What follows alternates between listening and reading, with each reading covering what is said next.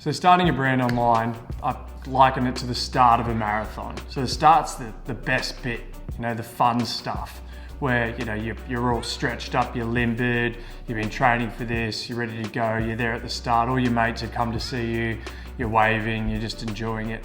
The same thing when you start a brand, you create your logo, you play around with your colors, you muck around with that, it's good fun. You maybe build a website or a blogging platform, and you do your announcement posts and go, I'm going to start posting about this, that, or the other now. Keep an eye out. But then the marathon starts to get a little bit hard. You get cramps, you're knackered, you don't have the same energy you had at the start. You're out in your running row yourself all of a sudden. Your mates are at the end somewhere, I don't know, probably going to get a beer. But all of a sudden you're in the wilderness of the desert. It's a hard graft.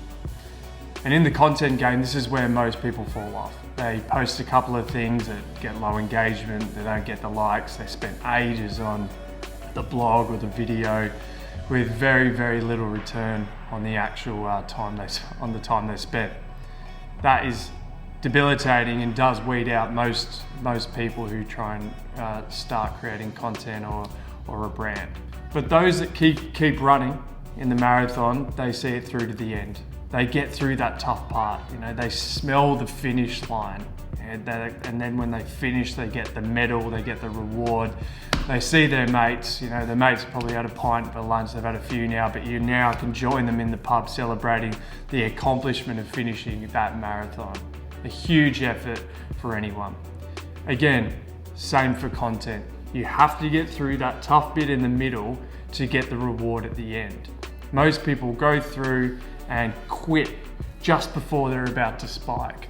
It's authenticity and consistency will lead to a lasting brand. It does get to an inflection point that you have to hit, otherwise it will die as you give up on it.